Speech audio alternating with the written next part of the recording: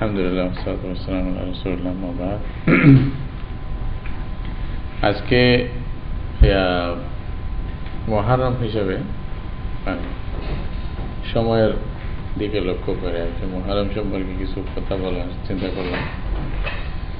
যে মুহররম মাস প্রত্যেক বছরই তো আসে আমাদের সামনে, এবং মুহররম মাসের গুরুত্ব বা ইসলামের দৃষ্টিতে কতটুকু, এখানে আমরা অনেকে অনেক কিছু করি এবং এগুলো আসলে কি করা ঠিক কি না করা ঠিক, এবং কোনটা করার জিনিস কোনটা ছাড়ার জিনিস, এসব বিষয়ে আসলে স্পষ্ট একটা ধারণা থাকা দরকার আমাদের প্রত্যেকের। এবং বিশেষ করে কোরআন এবং হাদিসের মধ্যে সহিহ হাদিসের মধ্যে কি আছে এটা জানা দরকার। সংক্ষিপ্ত কথা হলো, মুহররম যে মাস, যেটা বর্তমান চলতেছে আরবি ক্যালেন্ডার হিসাবে, এই মাসটার গুরুত্ব অনেক বেশি এর মধ্যে, ইসলামের মধ্যে। তো প্রথম কথা হলো, এই মাস দিয়া ইসলামী ক্যালেন্ডার, যেটা হিজরি ক্যালেন্ডার বলেন বা মুসলমানদের যেটা ক্যালেন্ডার, যেটার সাথে ইবাদত, অনেক কিছু ইবাদতের সম্পর্ক আছে, হজ ইত্যাদি, আরো অনেক রোজা বা কোরবানি, অনেক ইবাদতের সম্পর্ক যে ক্যালেন্ডারের সাথে, ওইটা শুরু হয় মুহররম মাস দিয়ে, তাই না? মুহররম মাস দিয়ে শুরু হয়, এই হিসাবে একটা গুরুত্ব তার আছে। এছাড়া কোরআনে মাজিদে আল্লাহ তাআলা বলছেন, ইন্না ইদ্দাতাশ শুহুরি ইনদাল্লাহি 12 শাহরান ফি কিতাবিল্লাহ ইয়াওমা খালাকাস সামাওয়াতি ওয়াল আরদা মিনহা আরবা'তুন হুরুম যালিকা আদ-দীনুল কাইয়্যিম ফালা তাযলিমু ফীহিন্না আনফুসাকুম। এই যে আয়াত, এখানে আল্লাহ বলতেছেন যে মাসের গণনা আল্লাহর কাছে ইনদাল্লাহ 12 শাহরান, কয় মাস? 12 মাস। এটা কখন থেকে? যেদিন থেকে আল্লাহ আসমান জমি সৃষ্টি করেছেন সেই দিন থেকে আল্লাহর কাছে মাসের গণনা হলো 12 মাস। এই 12 মাস থেকে 4টি মাস হলো আশহুরুল হুরুম বলতেছে, মিনহা আরবা'তুন হুরুম। এখান থেকে 4টি মাস হলো হারাম। হারাম এই 4 মাস সম্মানিত, এই 4 মাসে যুদ্ধ ঝগড়া জাতি ইত্যাদি করা যাবে না, এগুলো নিষিদ্ধ। এই 4টি মাস কোনটি, এটা আয়াতের মধ্যে স্পষ্ট বয়ান নেই। হাদিসের মধ্যে রাসূলুল্লাহ সাল্লাল্লাহু আলাইহি ওয়াসাল্লাম এটা স্পষ্ট বয়ান করেছেন। এটা বুখারী শরীফ আছে, মুসলিম শরীফে, প্রায় সব হাদিসের কিতাবগুলোতে আছে। ইস্তাদার আজ-জামান কাহায়াতিহি ইয়াওমা খালাকাস সামাওয়াতি ওয়াল আরদ। জামানা আগের মতোই ঘুরতেছে, এখানে আসমান জমিন বা সূর্য চাঁদ যেটা ঘোরা দরকার সেভাবেই ঘুরতেছে। তো মাসের গণনা ওইখানে হাদিসে ওইটাই আসছে যে 12 মাস, আর এখান থেকে 4টা হলো সম্মানিত এবং হারাম মাস। ওই 4টা কি? রাসূলুল্লাহ সাল্লাল্লাহু আলাইহি ওয়াসাল্লাম বললেন যে সালাসাতুন মুতাওয়ালিয়াত, 3টা হলো একটার সাথে একটা লাগাতার। কি কি? যুলকাদা ওয়া যুলহিজ্জা ওয়া মুহররম। যুলকাদা, যুলহজ, মুহররম, এই 3টা একটার পর একটা লাগাতার। ওয়ারাজাবুল ফরদ অথবা ওয়ারাজাবু মুদার, হাদিসের মধ্যে বুখারী শরীফে শব্দ আছে ওয়ারাজাবু মুদার, যেটা বাইনা জুমাদা ও শাবান, যেটা জুমাদা সানিয়া এবং শাবানের মধ্যখানে যে রজব, ওই রজবটাও মুহররম মাস, এটাও হারাম মাসের অন্তর্ভুক্ত, 4 মাসের অন্তর্ভুক্ত। এই যে মাসগুলো হারাম, এখানে হারাম কি?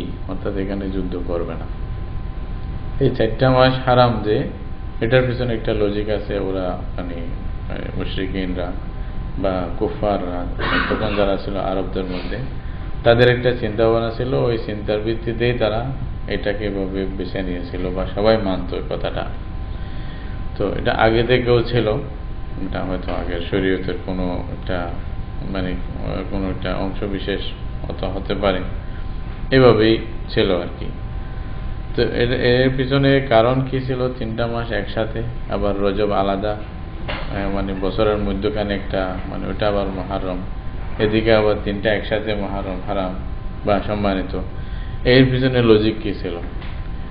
তো প্রথমত আসলে আল্লাহর ঘরকে এরা মনে করতো যে এটা সবার অধিকার আছে, কাবা শরীফ, এবং হজ করার অধিকার এটা আগে থেকেই সমস্ত মুসলমানদের জন্য বা মানুষের জন্য এটা প্রথা চালু আছে, নবীদের জমানা থেকে সবাই আসতো, চতুর্পাশ থেকে, পৃথিবীর আনাজ কানাজ থেকে আসতো। বিশেষ করে ইব্রাহিম আলাইহিস সালামের যে সংস্কারের পরে এটা তো আরো বেশি ব্যাপক হয়ে গেছে, এটা এদিক সেদিক আসার বিষয়টা। তো ওরা মনে করতো কি, এখন আমরা যদি যুদ্ধ করি তাহলে বাইরে থেকে লোকেরা নিয়মিত বা নিরাপদে আসতে পারবে না, শান্তির সাথে আসতে পারবে না, সুতরাং আমাদেরকে এই সুযোগ দিতে হবে মানুষের জন্য।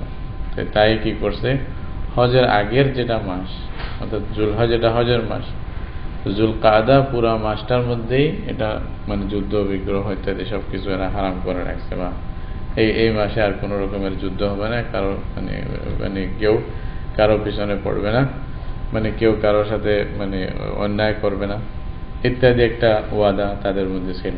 এটাকে হারাম করে রাখছে, জুল কাদার মধ্যে ওরা এরকম কিছু করবে না। এরপরে এটা হলো যেন মানুষ দূর দূরান্ত থেকে আল্লাহর ঘরে নিরাপদে পৌঁছতে পারে, শান্তির সাথে পৌঁছতে পারে, হাজিরা বা যা হজ করতে আসবে তাদের জন্য অসুবিধা না হয়, পথের মধ্যে যেন কোনো ব্যাঘাত সৃষ্টি না হয়।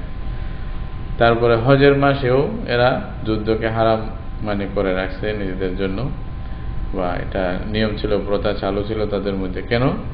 ওই মাসে তারা হজের জন্যই মশগুল হয়ে যায়, সবাই নিজেরাও হজ করতে আসে, আবার বিশেষভাবে ওই তারা মানে কুরাইশদের মধ্যে যারা ছিল এরা হাজিদের খিদমত করত, মানে বিভিন্ন জায়গা থেকে যারা হাজি আসবে এদের পানি পান করানো, এদের খাবারের ব্যবস্থা যতটুকু সম্ভব আর কি এটা করতো ওরা।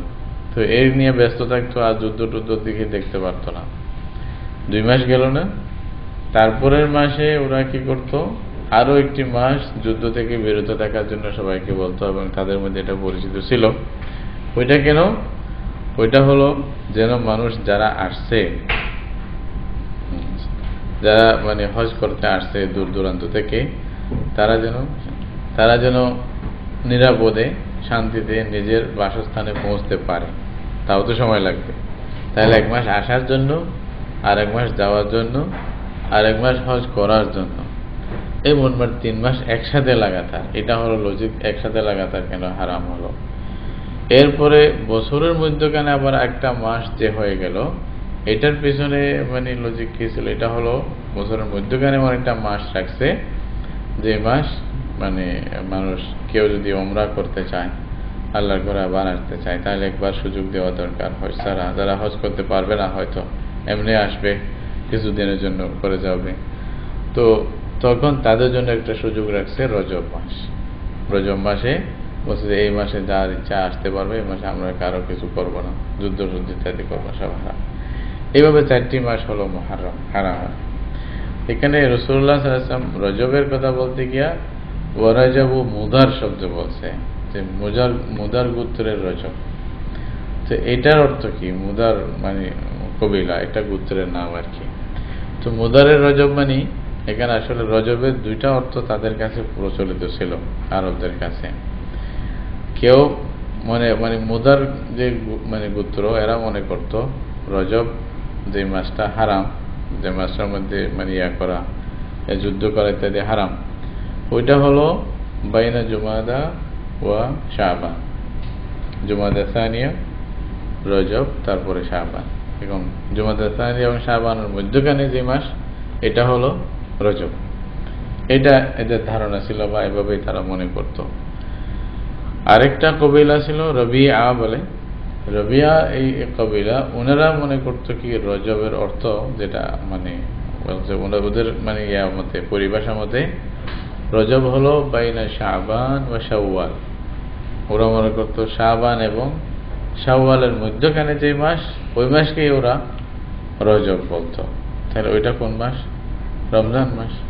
শাবানের পরে রমজান আসে, পরে শাওয়াল আসে।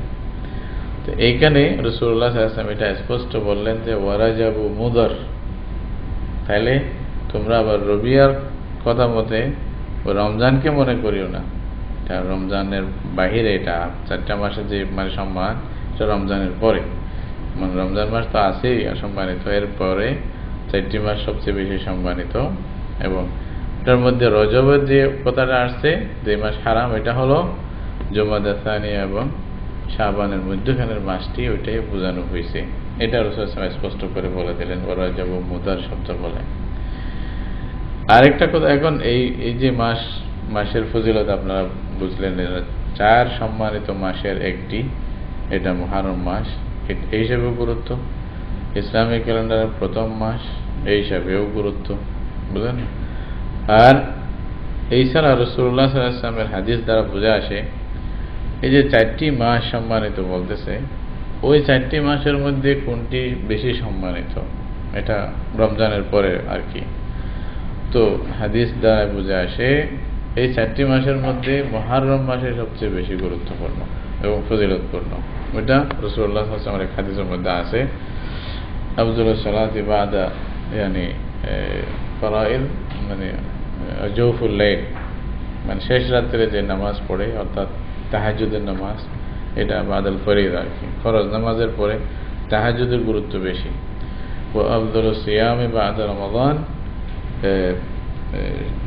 মানে শাহরুল মুহররম, মানে শাহরুল্লাহ আল্লাযী তাদউনাহু মুহররম, এরকম শব্দ আছে হাদিসের মধ্যে, যে যেটাকে তোমরা মুহররম বলো ওইটা বেশি ফজিলতপূর্ণ মাস। এটা স্পষ্টভাবে হাদিসের মধ্যে আসছে। তাইলে বোঝা গেল অন্যান্য যে 4টি ছিল, 4টির মধ্যেও এটার গুরুত্ব অনেক বেশি এই মাসটার। এই হিসাবে এই মাসের মানে গুরুত্ব। আর এই মাসের মধ্যে এমন একটি মানে আশুরা বলতে দিন আছে, যে একদিনের রোজা রাখলেই 1 বছরের মানে গুনাহ মাফ হয়ে যায়, এভাবেই তো মানে ফজিলত আছে। এই মাসের মধ্যে, এই মাসের বিভিন্ন কাজের ফজিলত যেগুলো হাদিসের মধ্যে বর্ণনা করা হয়েছে, ওগুলোর মধ্যে প্রথম কাজ হলো এই মাসের পুরা আপনার ইচ্ছা হলে রোজা রাখতে পারেন।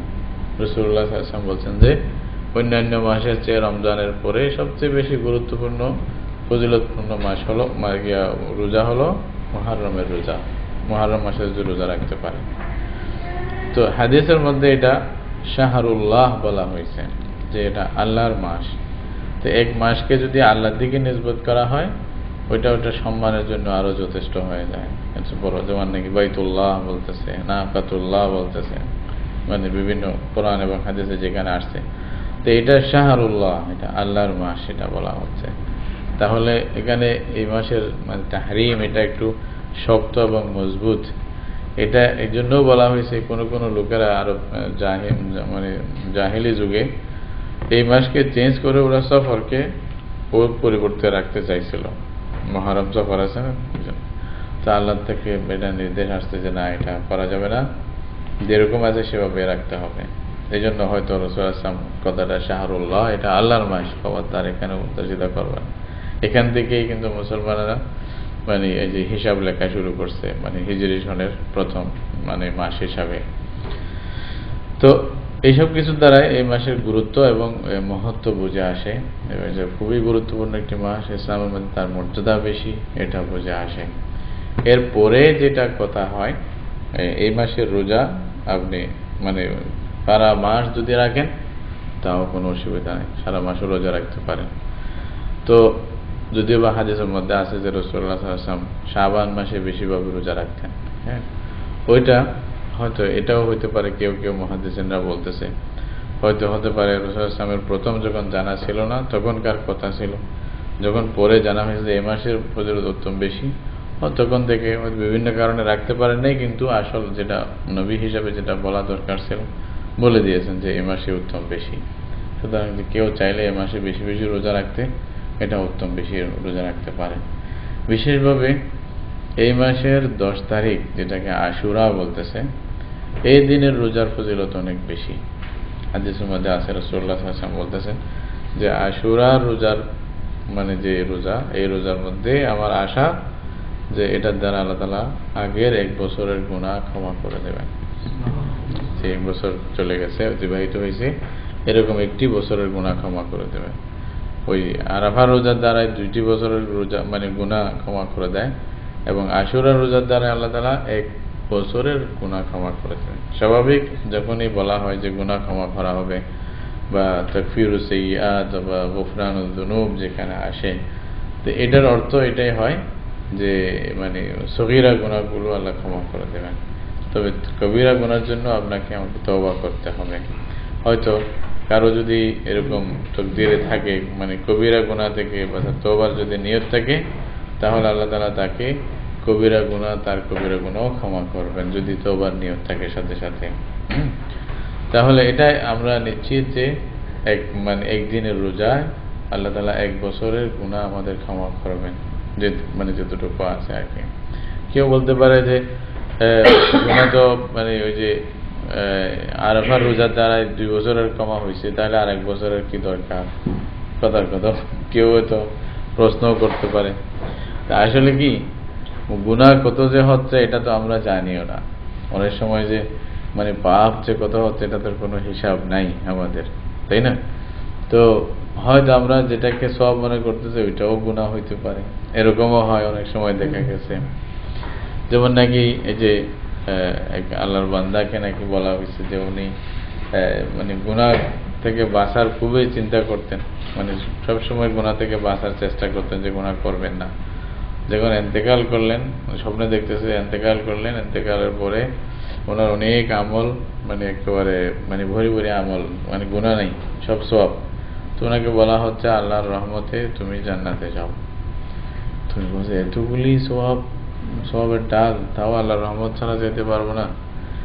তো তো বললো যে আচ্ছা আল্লাহর রহমত ছাড়াই যেতে চাও? তখন বললো যে আচ্ছা তাহলে ওই যে দুধের রাতকে একটু স্মরণ করো, উযকুর লাইলাতাল লাবান, দুধের রাত স্মরণ করো। দুধের রাত মানে তখন মনে আসছে দুধের রাত কি? দুধের রাত হলো কি উনি ঠান্ডা দুধ পান করছিলেন। ঠান্ডা দুধ পান করার কারণে মানে মানে ওনার পেটে ব্যথা হয়েছে, পেটে ব্যথা হয়েছে এবং এরপরে বলছে কি হায় রে ঠান্ডা দুধ পান করার কারণে আমার পেটে অনেক ব্যথা হলো, এই কথাটা বলছে। বলছে যে দেখো ওইটা তো তোমার সব আমল ধ্বংস করে দিয়েছে। বলছে কেমনে? বলছে এটা শিরক। এটা মানে ঠান্ডা দুধ তোমাকে, ঠান্ডা দুধকেই তুমি মনে করলা খোদা, সে তোমাকে পেটে ব্যথা দিতে পারে? আল্লাহু আকবার। এটা বলার পর উনি তো হাক্কা বাক্কা হয়ে গেছে, আরে কি হইলো? শিরক করলে তো কোনো আমল থাকে না বান্দার, তাহলে এখন তোমার কাছে তো কিছু নাই, তুমি জিরো, দেখবা কেমনে? আল্লাহর রহমত ছাড়া যাওয়ার কি উপায়? এগুলো বলতে না বলতে ঘুম ভেঙে গেছে। তখন চিৎকার করে বলতেছিলেন যে আল্লাহর রহমত ছাড়া কিচ্ছু হবে না, কি কাজ করি কি না করি হিসাব নেই, তাই না? তো এরকম বান্দা আমরা যে কাজ করি অনেক সময় যে ভালো মনে করতেছি এটাও হয়তো পাপ হচ্ছে কি জানি, তাই না? এই জন্য অনেক সময় নামাজের পরে রাসূল সাল্লাল্লাহু আলাইহি ওয়াসাল্লাম শিক্ষা দিয়েছে আস্তাগফিরুল্লাহ আস্তাগফিরুল্লাহ আস্তাগফিরুল্লাহ 3 বার বল। তুমি নামাজ পড়ছো না কি পড়ছো কি জানি?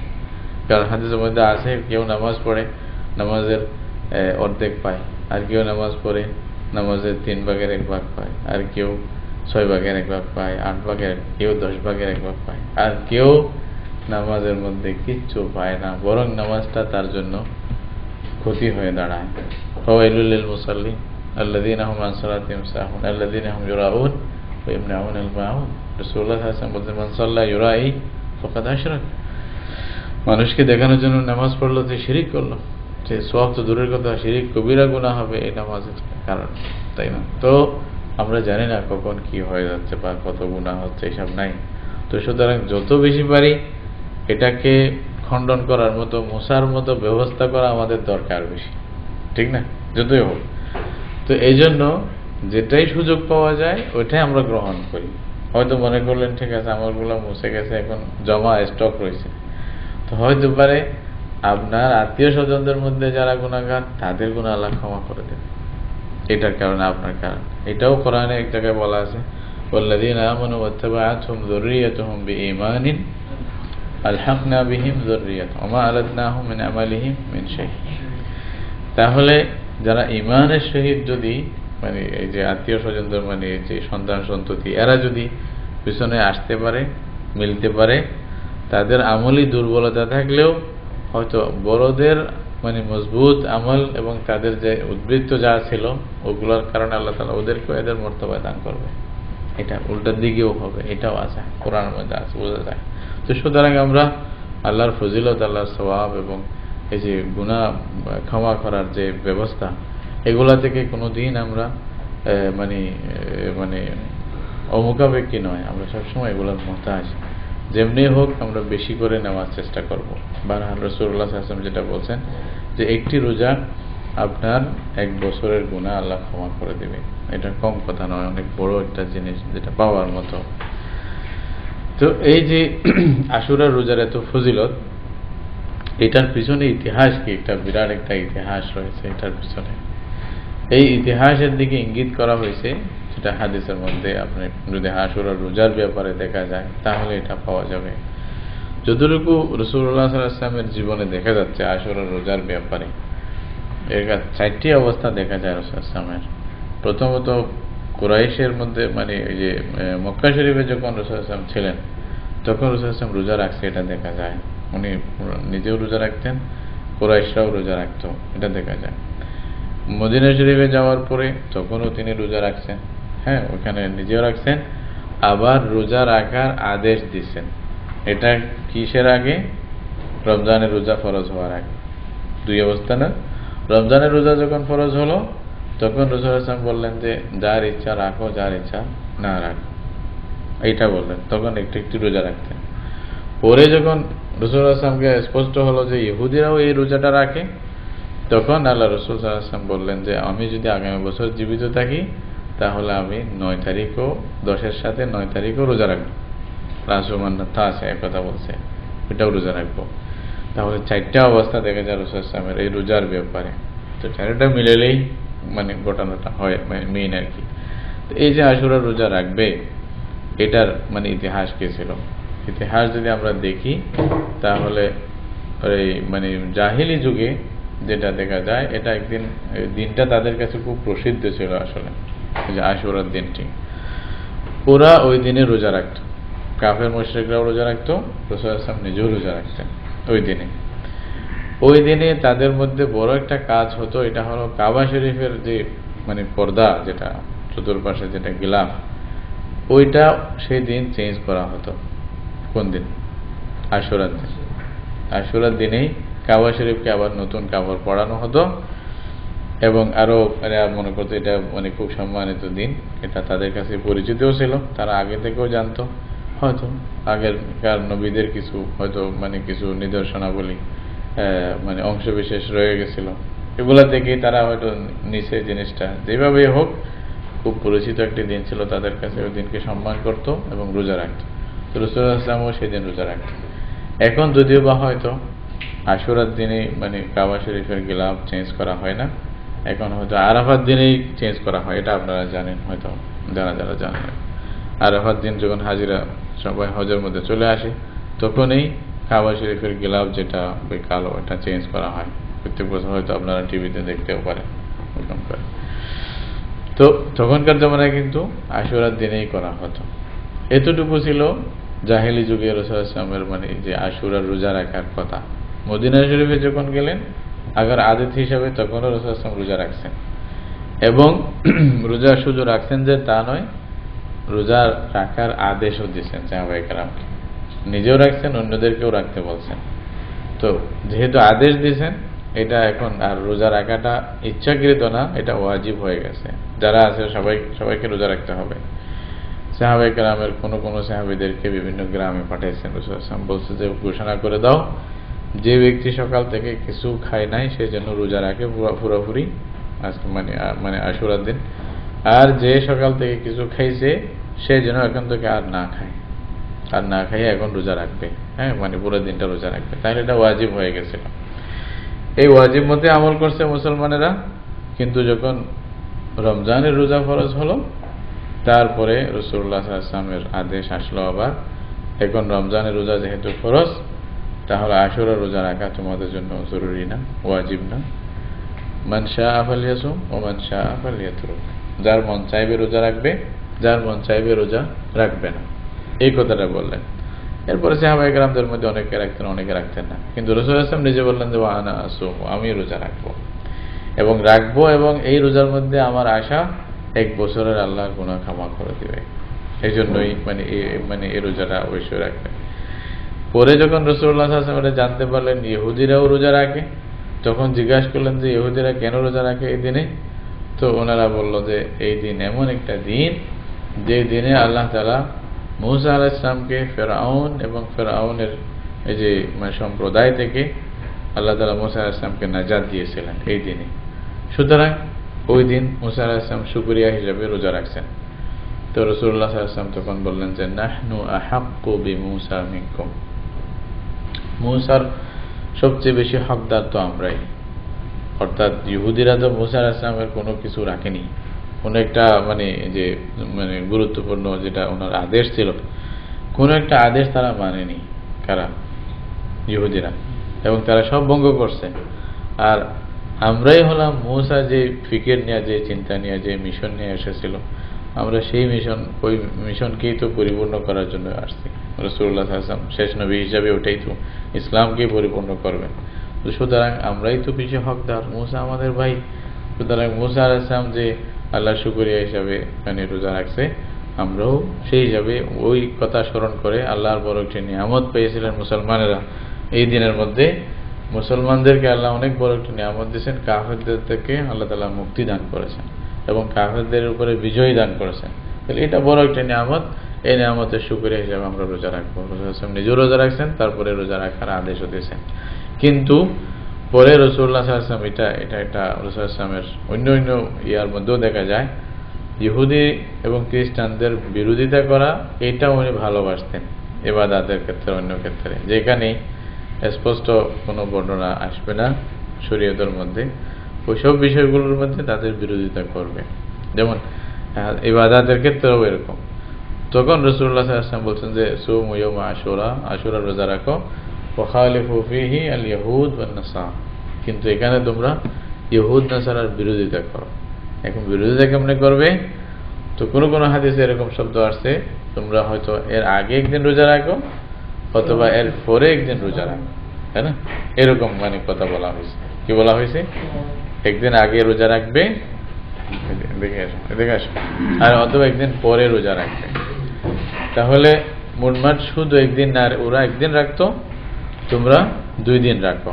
হ্যাঁ, আগে একদিন মিলাই রাখো অথবা পরে একদিন মিলাই রাখো।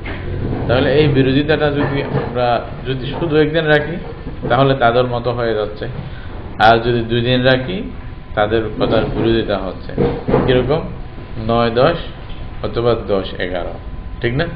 এভাবে হলে তাদের বিরোধিতা হবে, দুইটা রাখলে অন্তত। এই কারণে উলামায়ে কেরামদের মধ্যে অনেকের মত ছিল যে শুধু একটি রোজা রাখবেন না, রাখলে 2টাই রাখবেন, না হয়তো মাকরুহ হবে। এই কথাটা কেউ বলছে। তো আসলে রোজা রাখার যে নিয়ম, আশুরা রোজা রাখা, হাদিস দ্বারা কি বোঝা যায়? মুহাক্কিক উলামায়ে কেরাম, আইম্মা এজামেরা কি বলছেন? ইমাম শাফি রাহমাতুল্লাহ আলাইহি আরো বড় ইমামদের মধ্যে যারা ছিলেন, তো এদের কথা হলো 3টা রাখাই উত্তম বেশি। 3টা 9 তারিখ রাখবেন, 10 তারিখ রাখবেন, 11 তারিখ রাখবেন। হ্যাঁ, অনেক সময় হয় কি, আশুরা জিনিসটা নিয়েও আসলে একটা এদের মধ্যে মত পার্থক্য রয়েছে। এটা হলো আশুরা কোন দিন?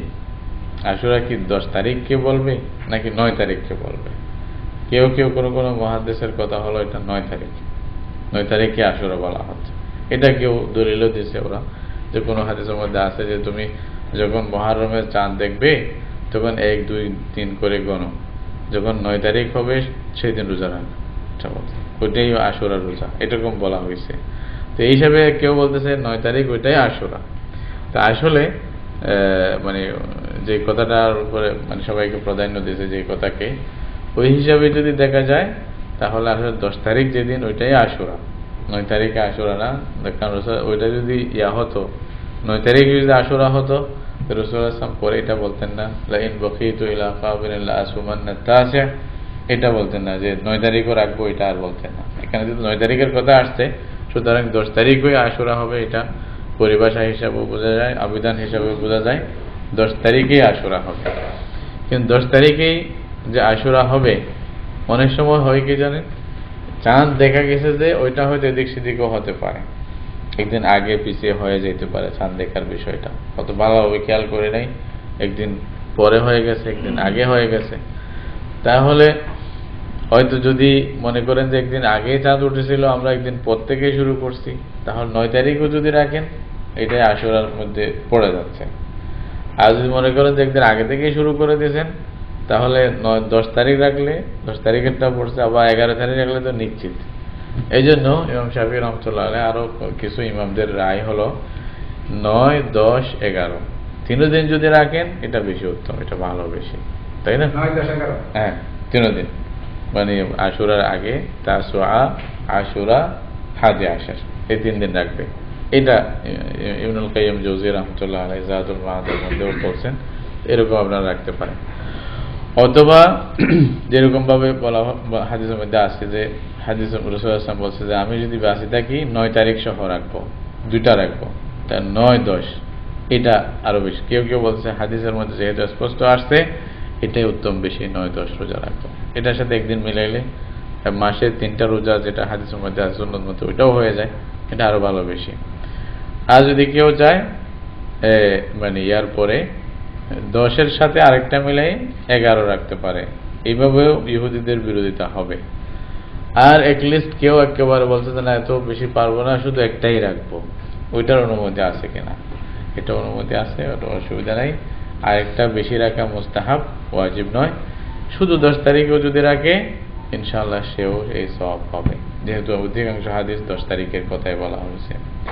আর রাসূলুল্লাহ সাল্লাল্লাহু আলাইহি ওয়াসাল্লাম এটা ওয়াজিব করে দেন নাই যে আরেকটা রাখতেই হবে, এরকম নয়। তো সুতরাং এই আশুরার রোজার মানে 4টা নিয়ম হতে পারে, শুধু একটা রাখবেন, 3টা রাখবেন, 9, 10 2টা রাখবেন, 10, 11 2টা রাখবেন। যেরকম হয় আপনি যে রোজা পালন করেন, তাহলে আপনি ইনশাআল্লাহ এই যে বড় সওয়াব যেটা হাদিসের মধ্যে বলা হচ্ছে এই বিরাট একটা সওয়াবের মালিক হবেন। এইটাই ছিল আশুরা। আসলে ইতিহাস বা কোরআন হাদিস থেকে যা বুঝে আসে আশুরার ব্যাপারে, মুহররম মাসের ব্যাপারে, এতটুকুই বাস্তবতা যেটা আমরা পাই। এবং এই মাসের করণীয় বিষয় কি? রোজা রাখা বেশি করে, আল্লাহর নিয়ামত এই দিনে ছিল রোজা রাখা। এইখানে অনেক লোকেরা অনেক হাদিস অনেক ভালো, পুরো মাস রাখলেও কোনো অসুবিধা নেই। জি, এই মাসের রোজাই সবচেয়ে বেশি গুরুত্বপূর্ণ, এই জন্য এই মাস পুরো আপনি রাখতে পারেন। তাহলে এইখানে এই দিনের গুরুত্ব বুঝাইতে গিয়া অনেকে অনেক কিছু মানে নিজের থেকে বানাইছে হাদিস আর কি, এবং অনেক কিছু বিষয় নিজের থেকে ঢুকাই দিছে লোকেরা। কি করছে? মানে যা কিছু মানে কাজ হয়েছে পৃথিবীতে সব কিছু এই দিনের সাথে লাগাই দিছে। অথচ হাদিসগুলো একটাও ঠিক না, সব মওযূ, জয়ীফ, বাতিল, এরকম হাদিস। বলছে আদম আলাইহিস সালামকে এই দিন সৃষ্টি করছে, ওনাকে জান্নাত দিয়েছে এই দিন, আবার দুনিয়াতে পাঠাইছে এই দিন, আর তারপরে ওই ইদ্রিস আলাইহিস সালামকে আসমান উঠাইছে এই দিন, ঈসা আলাইহিস সালামকে উঠাইছে এই দিন, আরো যা হয়েছে আর কি, নূহ আলাইহিস সালামকে মুক্তি পাইছে এই দিন। এইভাবে একটা না আপনারা হয়তো পেপারে পড়ছেন, পুরো দুনিয়ার সব মানে কিছু বাকি নাই। এবং শেষ পর্যন্ত বলছে রাসূলুল্লাহ সাল্লাল্লাহু আলাইহি ওয়াসাল্লামকে নবুয়ত দিয়েছে এই দিন, আর কি কিয়ামত হবে এই দিন, বুঝলেন না? এইভাবে যা পাইছে সব লিখে দিছে। তো এই হাদিসের কোনো হদিস পাওয়া যায় নাই। এগুলা ইবনুল জাওযী রাহমাতুল্লাহ আলাইহি মানে কিতাবুল মাওযুআতের মধ্যে এগুলা আনছে। আনার পরে বলছে যে হাদিস ওয়াহিন বাতিল, এই হাদিস একেবারে মন গড়া, রাসূলুল্লাহ সাল্লাল্লাহু আলাইহি ওয়াসাল্লামের কথা নয়। এগুলা যার যা ইচ্ছা নিজেরা গড়ছে আর কি, বানাইছে। এরকম ভাবে কিছু মানে নামাজের প্রথা এখানে চালু করছে কিছু লোকেরা নিজের পক্ষ থেকে। বলছে যে আশুরার এই দিনে যদি মানে 2 রাকাত নামাজ পড়ে, প্রত্যেক মানে রাকাতের শুরুতে যদি সূরা ফাতিহার পরে 50 বার কুল হুয়াল্লাহু আহাদ পড়েন, হ্যাঁ, প্রত্যেক রাকাতে, তাহলে এমন সওয়াব হবে যে আসমান জমিনে যত লোক ছিল সবার সওয়াবের সমান সে সওয়াব পেয়ে যাবে। আসলে এই কথাটা যে না, এটা একটা ভালো কথা বলতে। তো দেখেন, শুনেন তারপরে বলেন। তো এরকম ভাবে মানে তরগিব দেওয়ার জন্য আর কি মানুষকে হয়তো তো এভাবে কথা বলতেছে। আরো কিছু কথা নিজেরা বানাই বলছে মানুষেরা। এই সমস্ত কথা কিন্তু যেহেতু রাসূলুল্লাহ সাল্লাল্লাহু আলাইহি ওয়াসাল্লাম থেকে প্রমাণিত নাই, তো রাসূলুল্লাহর নামে হাদিস বলে বলা এটা মারাত্মক গুনাহ, এটা কবিরা গুনাহ হবে। এগুলা থেকে বিরত থাকতে হবে। এগুলো সব জাল এবং মওযূ হাদিস, যেটা কোনো হাদিস পাওয়া যায় না। এভাবে আপনারা হয়তো কোনো কোনো কিতাবে পাবেন এই দিনের গুরুত্ব বলতে গিয়া কত কিছু যে করছে, আরো কি হয়েছে এই যে বলতেছে যে ব্যক্তি এই দিনে চোখে সুরমা লাগাবে, চোখে সুরমা লাগাবে, তার চোখে জীবনে কোনোদিন হায়াতের মধ্যে কোনো রকমের কষ্ট আসবে না, এরকম একটা হাদিস বানাইছে। ওইটাও মৌজু, এটাও সহি না। এমনি ভাবে দাড়ির মধ্যে খেজাব লাগাবে, যে এটা ওর অনেক বড় সওয়াব, এটাও লেখাই দিছে, মানে হাদিসের মধ্যে আছে।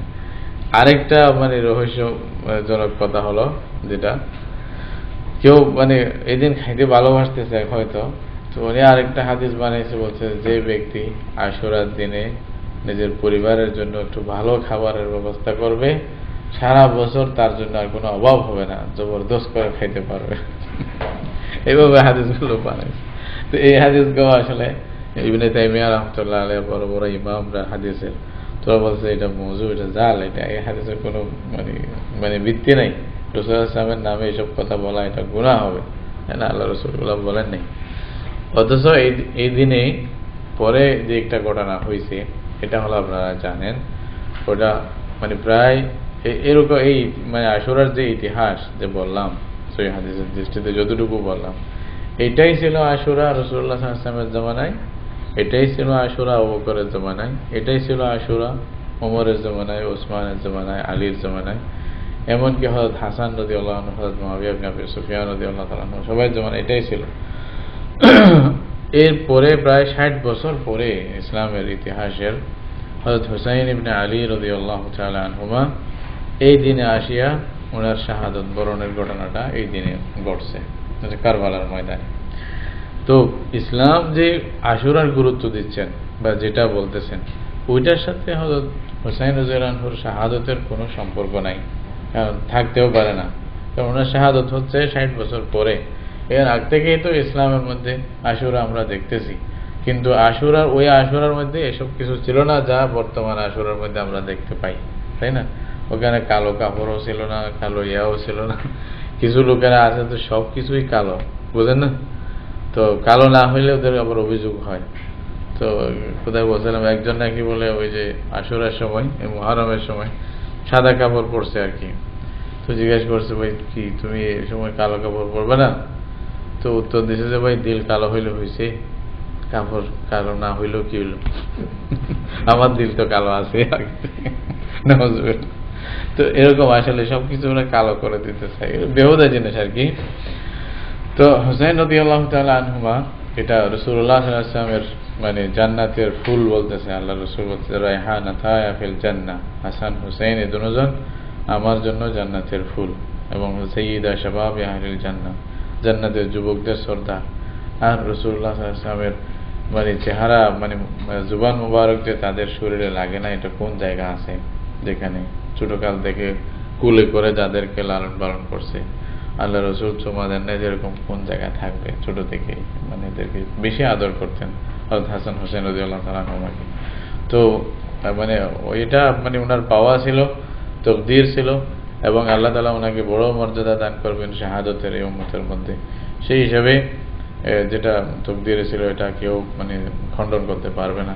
কারবালার ময়দানে এসে উনি এই দিনে নির্মমভাবে শহীদ হয়ে গেছিলেন, এবং ওনাকে মারাত্মকভাবে জুলুম করে মানে মজলুম শহীদ হিসাবে আল্লাহ তাআলা ওনাকে গ্রহণ করছেন। এবং ওনারাকে যে জান্নাতে যাবেন, এইটা তো আল্লাহ রাসূল বলেও দিয়েছেন আগে। সাইয়্যিদা শাবাবি আহলিল জান্নাহ যেখানে বলছেন জান্নাতের যুবকদের সর্দার, এটা তো কথা আগে থেকে ফয়সালা শুধু আছেই, তাই না? এবং জান্নাতের ফুল যেখানে বলা হয়েছে আল্লাহ রাসূল বলছেন, তো এখানে কোনো সন্দেহ নাই।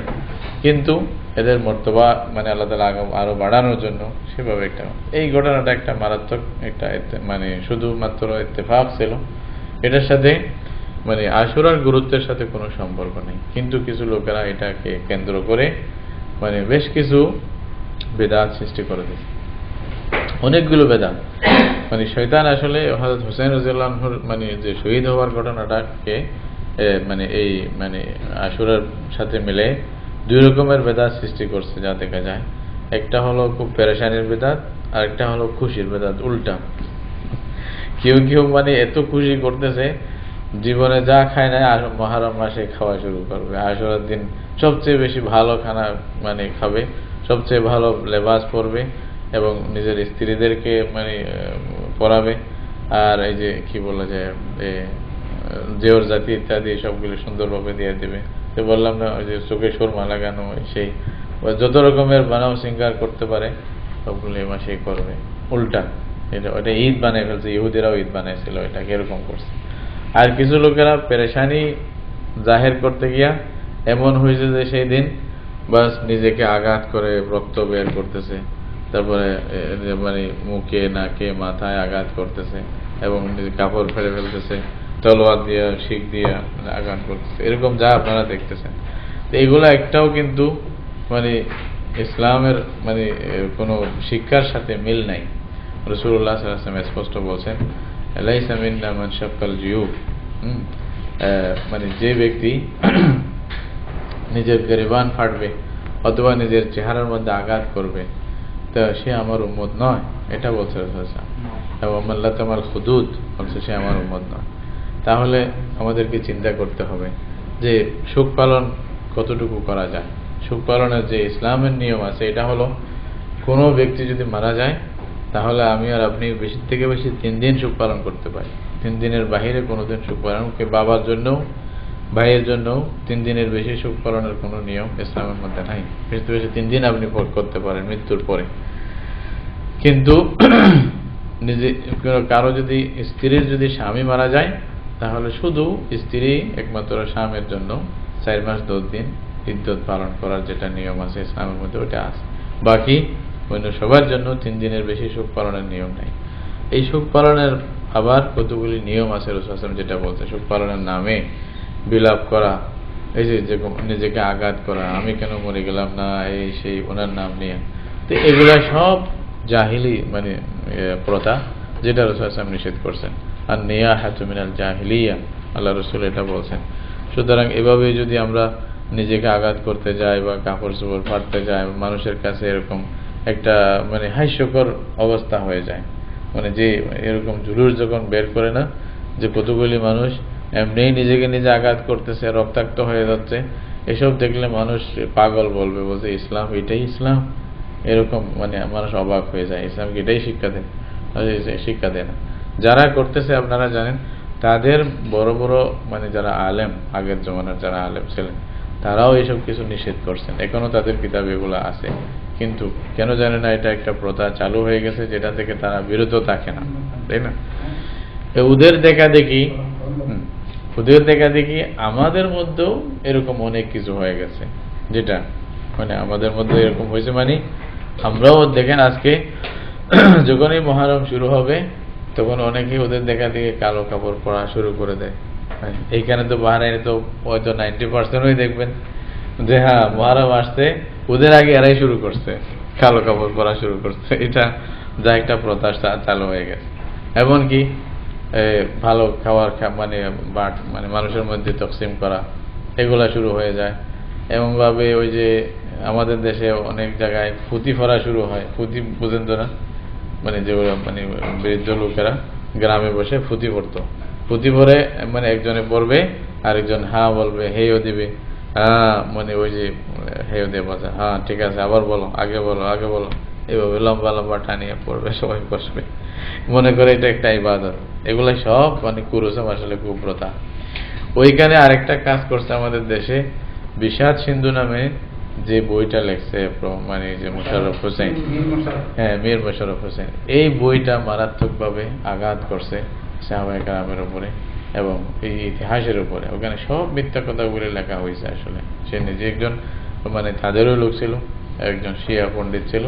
তো উনি মানে কোনো একটা চাতুরামি করে বাংলাদেশের ঘরে ঘরে বইটা পৌঁছেছে। হ্যাঁ, বিষাদ সিন্ধু বইটা ঘরে ঘরে পৌঁছাইছে। মানে এটা বিশেষভাবে সরকারিভাবে ব্যবস্থা নিয়ে মানে লক্ষ লক্ষ কপি ছাপাইছে, ছাপানোর পরে ঘরে ঘরে পৌঁছাইতেছে। এবং এই পর্যন্ত আমরা ওই ইতিহাস ওই ঘুরে দিচ্ছি।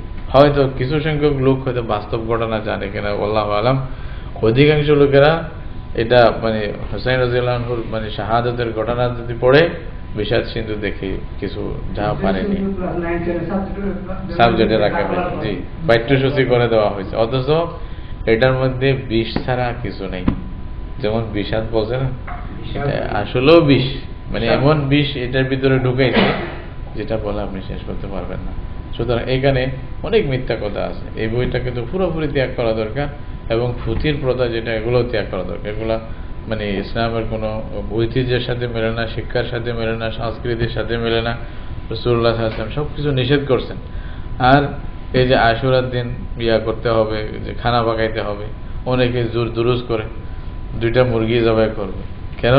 একটা নওয়াজুবিল্লাহ হুসাইনের নামে, একটা হাসানের নামে, নওয়াজুবিল্লাহ। আল্লাহ রসুলের মানে নাতি, মানে এত মর্যাদাবান সাহাবী, তাদেরকে এভাবে তুচ্ছ করা হচ্ছে। একটা মানে মানে মুরগি জবাই করে তাদের নামের মানে নাম দিয়া, মুরগির মূল্যও তো দিলেন না তাই। এটা কেমন কথা হলো? এটা তো বেয়াদবি করা হলো তাদের সাথে, এটা গুনাহ হবে। এরকম অজান্তে আমরা অনেক কিছু করতেছি। এবং সেই দিন মাজারে যাওয়া বা বিভিন্ন কবরস্থানে যাওয়া, কবরস্থানে গিয়ে মোমবাতি দেওয়া, ওই যে এগুলা অনেক কিছু দেখা যায়। সব বিদআতের মধ্যে সব কিছু, মানে হাদাসাফি আমরিনা হাদা মা লাইসা মিনহু ফাহুয়া রাদ্দুন, এই হাদিসের মধ্যে সব কিছু রিজেক্টেড, একটা জিনিসও এখানে নেওয়ার মতো নাই। সুতরাং এগুলার দ্বারে কাছে যাবেন না, যেগুলাই করা হয়। অন্তত এটা বুঝবেন যেগুলো বিদআত, এগুলো আসলে ঠিক না, যা করা হচ্ছে একটাও সহি না। তবে কি করতে হবে? রোজা রাখার যে ফজিলত ছিল, এই ফজিলতটাই আমরা যেন পাই। শয়তান এমন ধোঁকা দিছে যে তাদেরকে, বিশেষভাবে যারা হোসেন রাদিয়াল্লাহু আনহু নামে মানে নিজেকে অনেক কিছু মনে করতেছে, ওনার নাম নিয়েই চলতেছে, ওরা সেই দিন সবচেয়ে ভালো খাবার খায়, রোজা রাখা থেকে মাহরুম হয়ে যায়। তাই না? বুঝাই দিছে যে এই দিন আসলে এরকম করতে হবে। তো এগুলো আমাদের নিজেদের বানানো কতগুলি জিনিস আশুরার নামে। এটার ইসলামের আশুরার সাথে এগুলোর কোনো মিল নেই, যেটা বলা হয়। বাকি ঘটনা কি হয়েছে না হয়েছে এটা অনেক লম্বা বিষয়, তো ওইটার দিকে আমি গেলাম না। সংক্ষিপ্ত ওই কথাই বলতেছি, এই মানে আশুরার মধ্যে আমাদের যদি করণীয় থাকে তাহলে রোজা রাখা, বেশি করে বিশেষভাবে মানে 10 তারিখের রোজা রাখা, এটা খুবই গুরুত্বপূর্ণ। আর এর সাথে যত কিছুই লাগছে সবকিছু বিদআত, এগুলা থেকে দূরে থাকা। আল্লাহ আমাদেরকে বিদআত থেকে রক্ষা করুক এবং সঠিকভাবে সুন্নত মতে প্রত্যেকটা জিনিস জেনে আমল করার তৌফিক দান করুক। ওয়া আখিরু দাওয়ানা আলহামদুলিল্লাহ।